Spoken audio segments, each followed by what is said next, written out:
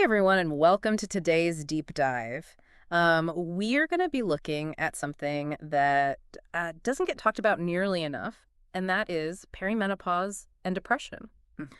Our main source today is an article that really does a great job of bringing this connection to light, and I think it's especially important for women in midlife, or really anyone who's supporting a woman who is going through this transition. Yeah.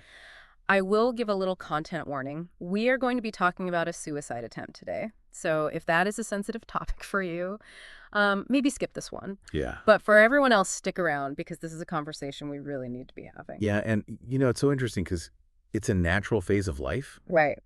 Every woman goes through this, but it's still surrounded by so much silence and misunderstanding. Right. And, that lack of awareness can really have, life or death consequences. Exactly. And this article kind of throws you right into the deep end with this really powerful story of a woman named Tabitha Bird.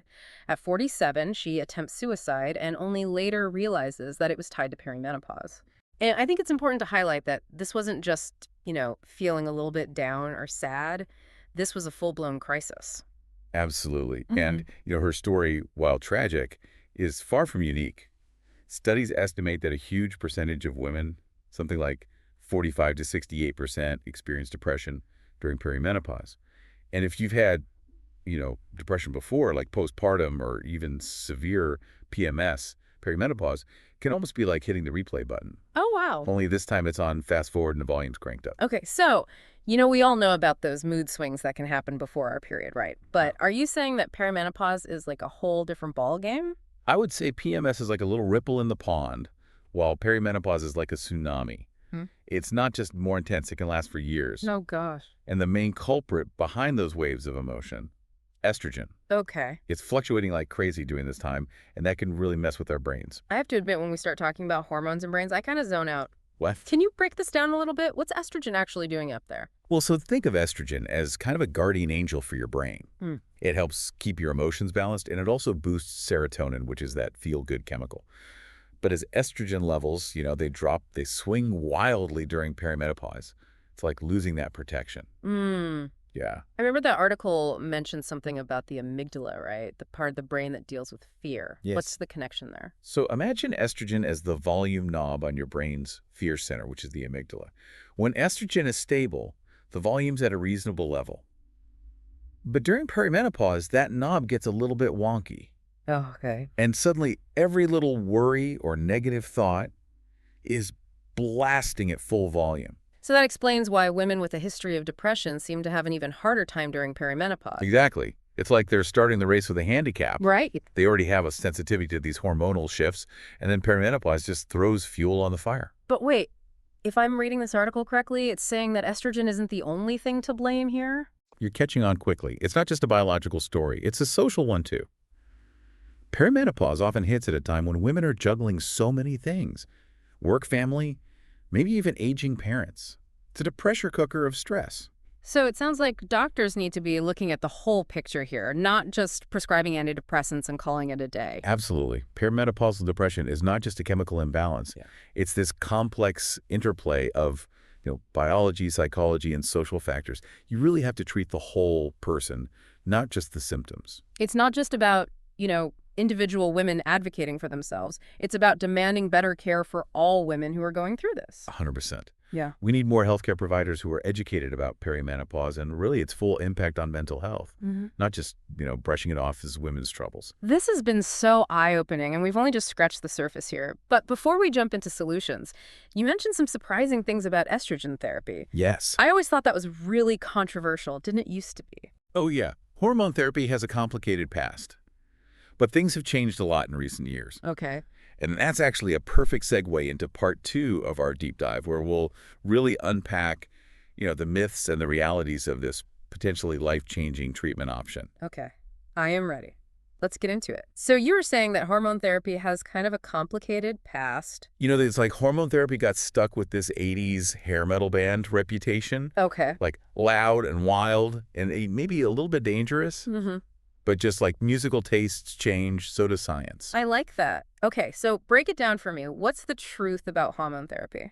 Well, a lot of the fear around hormone therapy comes from this big study years ago that linked it to like higher risks of breast cancer and heart disease. Right. But the thing is, that study focused on older women, way past menopause, who were taking specific types of hormones in specific doses. So are you saying that it's not as simple as hormone therapy equals bad? Exactly. It's like saying all pizza's unhealthy. Right. Because one study found that people who ate like deep dish pizza every day for a year had higher cholesterol. Right. It's about context. Newer research shows that for women in early perimenopause or menopause using hormone therapy that's really tailored to their needs, the benefits can often outweigh the risks, especially when we're talking about, managing mood disorders. So it's more like finding the right recipe than just grabbing whatever is in the frozen food aisle. Perfect analogy. Oh. It's about personalized medicine, working with your doctor to find the type and dose of hormones that work best for you and for your symptoms. Now, the article did mention that hormone therapy can actually boost the effectiveness of antidepressants in some cases. Is that right? Yeah, and that's where it gets really fascinating. See, estrogen can actually make your brain more sensitive to serotonin, that feel-good chemical that a lot of antidepressants target. Okay. So imagine it like this. Antidepressants are trying to turn up the serotonin signal, and estrogen is almost like helping them amplify it. It's a powerful combination. So for some women, it's not necessarily either. It's about finding that right balance. Precisely. And the research is really backing this up. More and more studies are showing that hormone therapy can be a real game changer for women with perimenopausal depression who haven't found relief from antidepressants alone. But even with all this new research, I imagine there's still hesitancy out there. Right. Like it's hard to shake off those old fears. Absolutely. It's like trying to convince your grandma that bell-bottoms are back in style. Sometimes old beliefs die hard, but that's where conversations like this are so important. We need to spread the word about the latest science and encourage women to have those, open and honest discussions with their doctors. Speaking of those old beliefs, I remember hearing that hormone therapy was basically just for hot flashes and night sweats. Is there any truth to that? Okay, time for another myth-busting session. While hormone therapy can definitely help with those classic menopause symptoms, its benefits go far beyond that. We're talking about improving sleep-boosting energy, protecting bone health, and yes, even supporting mental well-being. It's a multitasker. So it's like a Swiss Army knife for menopause. Exactly. Yeah. And remember, we're not just talking about estrogen here. There's another key hormone, progesterone, that often gets overlooked, but it plays a really crucial role in mood and sleep regulation. So, hormone therapy can involve different combinations of these hormones to really target your specific needs. Sounds like there's a lot to consider. It's definitely not a one-size-fits-all approach. It's so crucial to have those personalized conversations with your healthcare provider, weigh the potential benefits and risks, and really come up with a plan that feels right for you. Now, before we dive too deep into hormone therapy, we can't forget about those non-hormonal approaches. The article mentions things like yoga and meditation being helpful, but sometimes that advice feels a little fluffy to me. Like, is there real science behind it, or is it just like good vibes only? Don't underestimate the power of good vibes. There's actually a growing body of research showing that practices like yoga and mindfulness meditation can have a real impact on your mood and your stress levels. Okay, so how does that work? Is it just about chilling out, or is there something more happening? Well, think of it this way.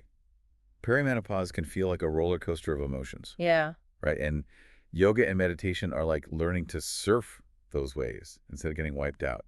They help you regulate your nervous system, manage those stress hormones, and even change the way your brain responds to negative thoughts. So it's not just about relaxation, it's about building resilience and coping skills. Exactly. And the best part is, these practices are accessible to almost everyone, regardless of your age, your fitness level, your budget.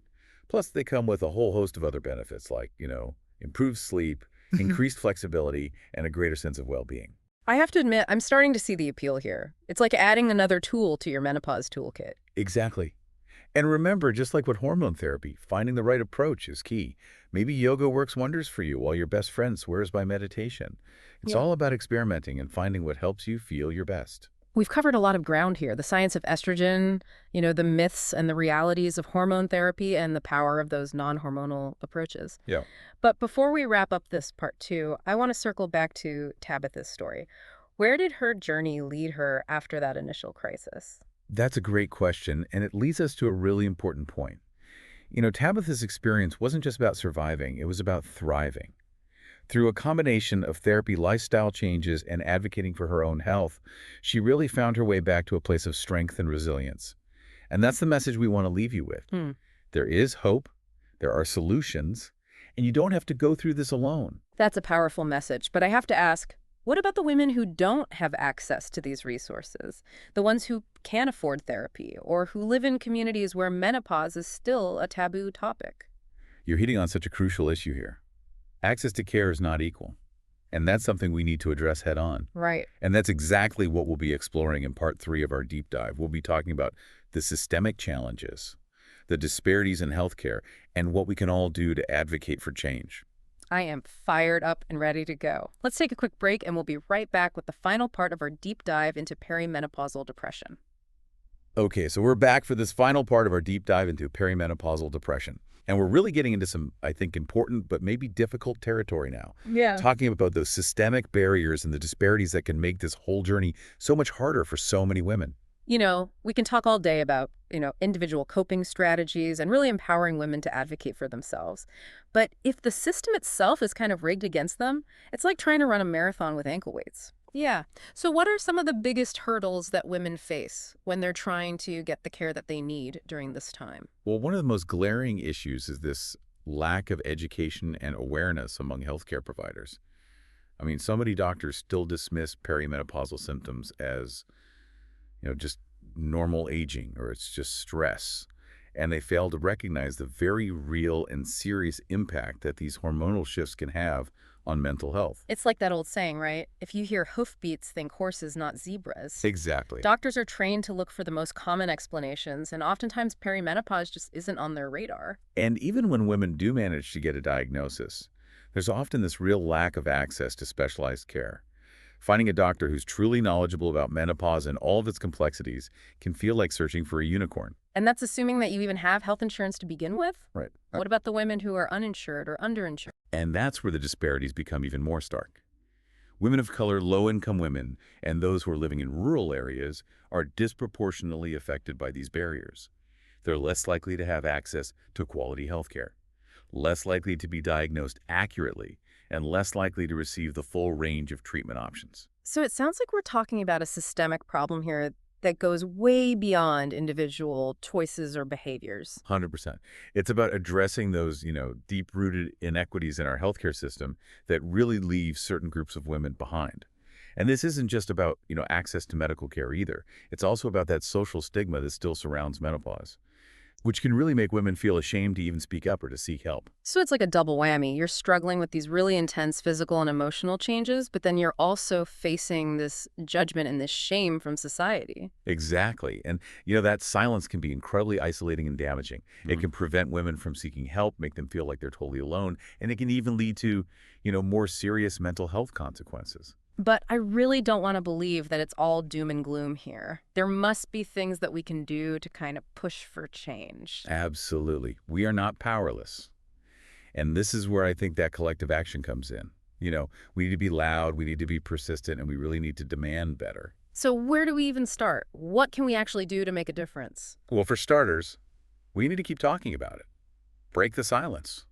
Share your stories. Educate yourself and others. And, the more we normalize these conversations, the less power that stigma will hold. It's like that saying, right? Sunlight is the best disinfectant. Exactly. Yeah. Let's shine a light on these issues and force them out into the open. Love it. And, don't underestimate the power of your voice. Contact your elected officials. Advocate for better healthcare policies. Support organizations that are fighting for women's health equity. Every little bit helps. And I think it's so important to remember that this isn't just a women's issue. It affects everyone. Absolutely. When women are healthy and thriving, families are stronger, communities are more resilient, and, society as a whole benefits. Okay. So let's all, step up and really make this a priority. We started this deep dive with Tabitha's story, a story of crisis and despair. But it's important to remember that her journey didn't end there. Exactly. Through her own advocacy and with the support of others, she found her way back to a place of hope and resilience. And that's really the message that we want to leave you with. There is hope, there are solutions, and you are not alone. Whether you're going through perimenopause yourself, supporting a loved one, or just, want to be part of the solution, know that your voice matters, your actions matter, and together we can create a world where women's health is truly valued and prioritized and fiercely protected. Thanks for joining us on this incredible journey.